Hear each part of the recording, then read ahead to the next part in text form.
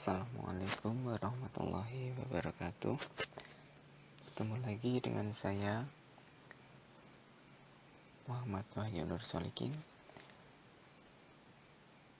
Di sini saya ditemani dua teman saya. Yang pertama Dewi Selviana Rahmawati, yang kedua Ika Putri Rahayu.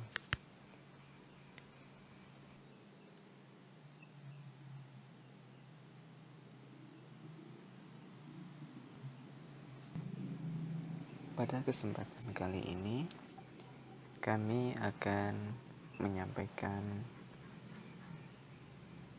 materi pembelajaran tentang psikolinguistik dalam pembelajaran bahasa.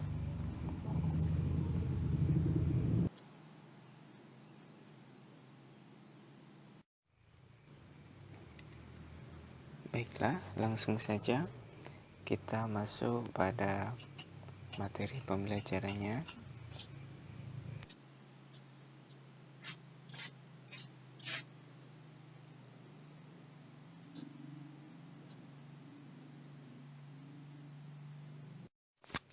Baiklah, kita langsung masuk saja pada materi yang pertama, yaitu apa itu psikolinguistik.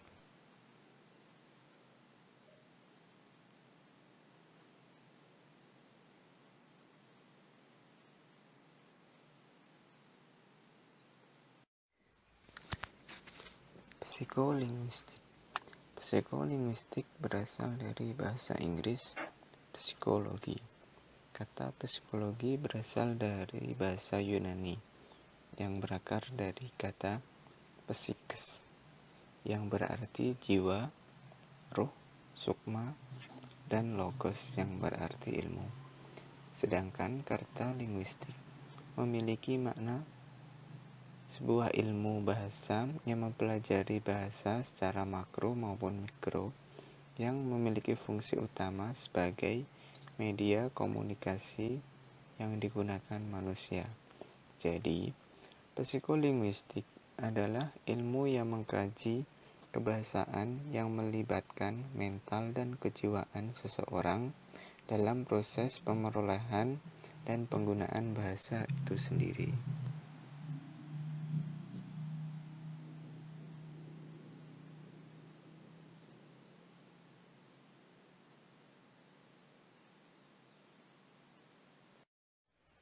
Yang kedua yaitu objek kajian psikolinguistik. Menurut Slamet Soewardi dalam modul psikolinguistik menjelaskan batasan psikolinguistik secara garis besar meliputi 3 topik, diantaranya 1. Proses menangkap pesan, ujaran orang lain atau proses bagaimana otak bekerja pada waktu seseorang memahami bahasa orang lain. Yang kedua, proses menghasilkan ujaran yang ditunjukkan kepada orang lain atau proses bagaimana otak bekerja pada waktu seseorang mengucapkan gagasannya dengan bahasa. Yang ketiga yaitu proses memperoleh bahasa secara bertahap pada diri sendiri yang dialami oleh individu.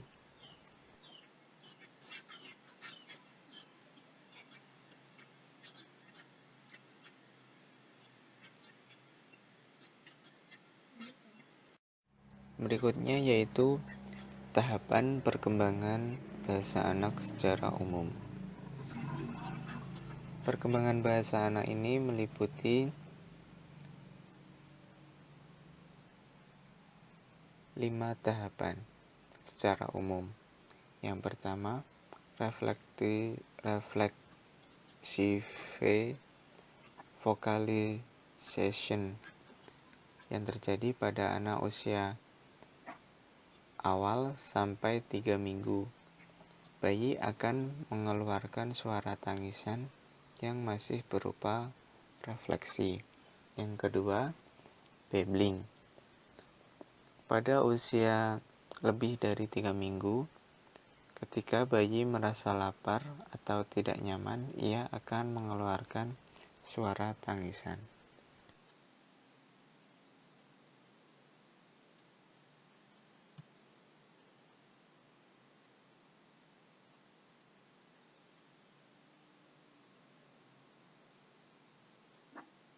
Berikutnya yang ketiga yaitu lulling.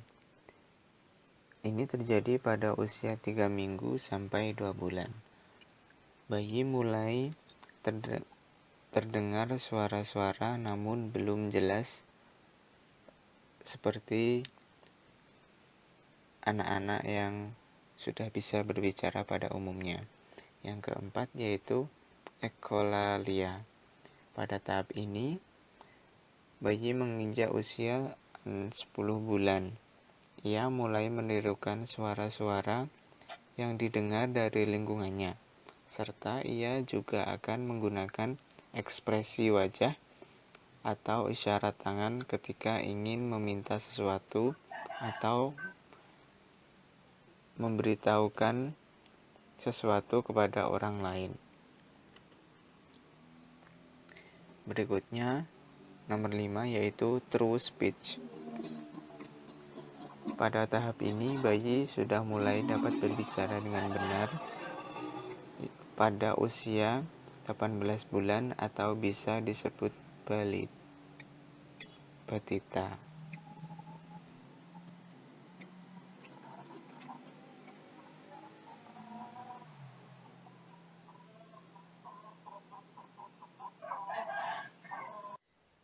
Baik, berikutnya yaitu faktor-faktor yang mempengaruhi anak dalam berbahasa.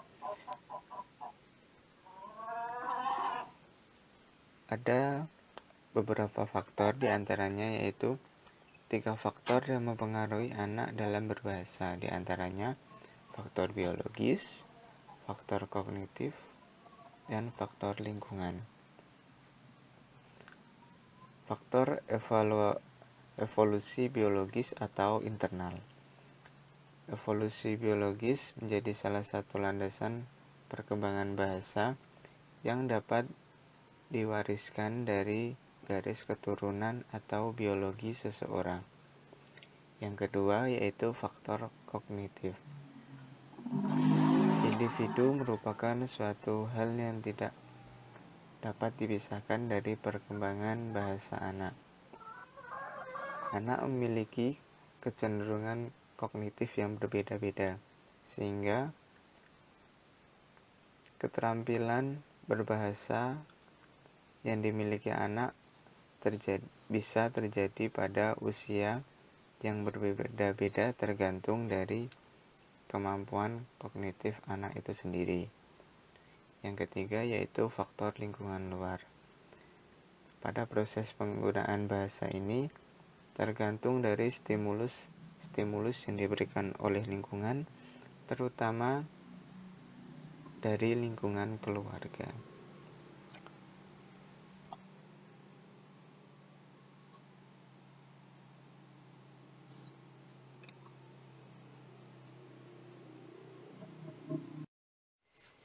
Kemudian berlanjut pada pemrosesan bahasa pertama pada anak. Menurut teori behaviorisme oleh B.F. Skinner, seseorang behavioris memandang perilaku bahasa yang efektif sebagai wujud tanggapan yang tepat terhadap stimuli. Jika sebuah respon tertentu dirangsang berulang-ulang, ia lantas menjadi sebuah kebiasaan atau terkondisikan. Sang pembelajar memahami suatu ujaran dengan memberikan respon terhadap stimulus yang telah diterima dan serta rangsangan untuk mengeluarkan respon tersebut.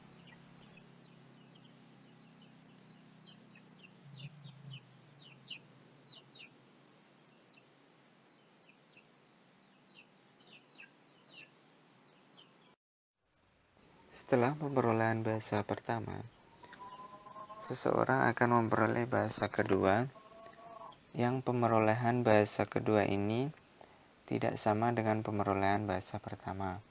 Pada pemerolehan bahasa kedua, anak sudah menguasai bahasa pertama dengan baik, yang kemudian menemukan yang digunakan untuk berkomunikasi dengan orang lain,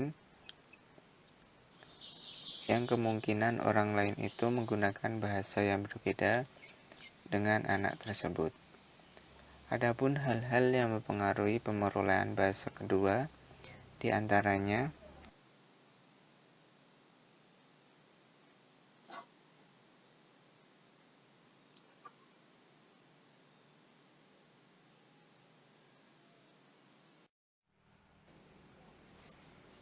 pemerolehan bahasa kedua dipengaruhi yang pertama oleh dampak bahasa ibu atau bahasa pertama dalam pemerolehan bahasa kedua ini. Seseorang, semisal seorang anak memiliki orang tua yang berasal dari daerah yang berbeda, dengan bahasa yang berbeda pula, dan lingkungan yang berbeda dengan kedua bahasa orang tuanya, maka anak akan memperoleh bahasa yang beraneka ragam. Ketika bahasa Indonesia diperolehnya di sekolah, akan menjadi masukan baru yang berbeda pula. Hal ini pula mempengaruhi pada pembelajaran bahasa kedua seseorang. Kemudian, semakin seseorang sering menggunakan kedua bahasa atau lebih, maka penguasaan bahasa kedua akan semakin mudah dan cepat, sehingga pemahaman dan kefasihan terhadap bahasa kedua akan semakin baik.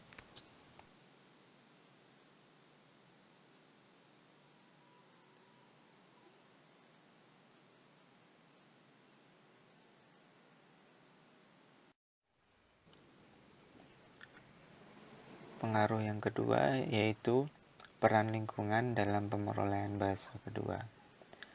Pemerolehan bahasa kedua tidak bisa dilepaskan dari peran lingkungan, karena lingkungan nantinya yang akan menjadi sasaran penggunaan bahasa itu sendiri.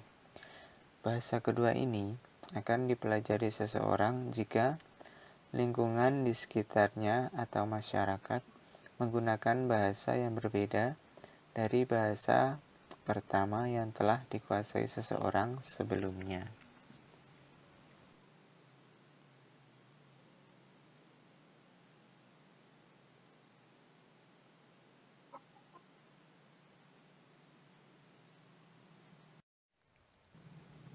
Berikutnya, dampak pemerolehan bahasa kedua yaitu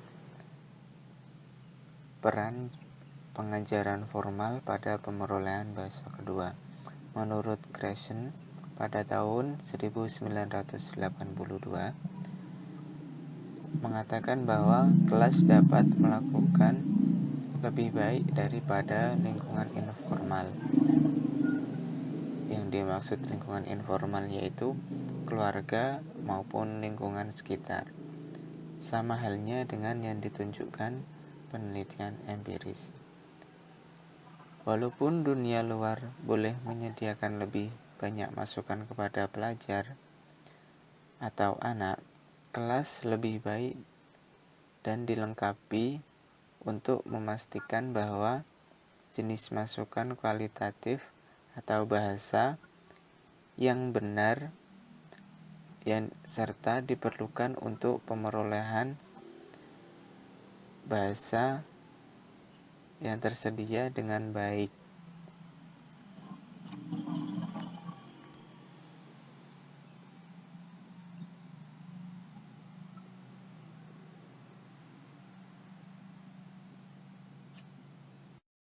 Kemudian,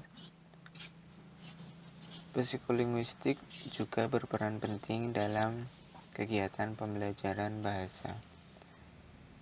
Pembelajaran merupakan kegiatan yang bertujuan untuk membelajarkan siswa, sehingga siswa memiliki kesadaran penuh terhadap diri sendiri tentang pentingnya belajar sebagai bekal dalam kehidupannya. Dalam mencapai tujuan pembelajaran tersebut, guru atau pendidik harus benar-benar memahami kondisi siswa, baik secara fisik maupun mental.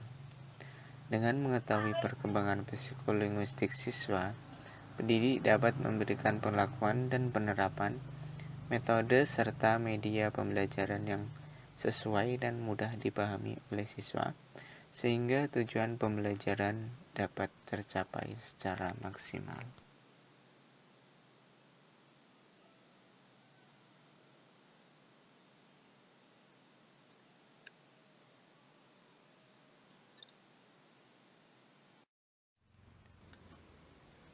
Baik kawan-kawan, sekian dari kami.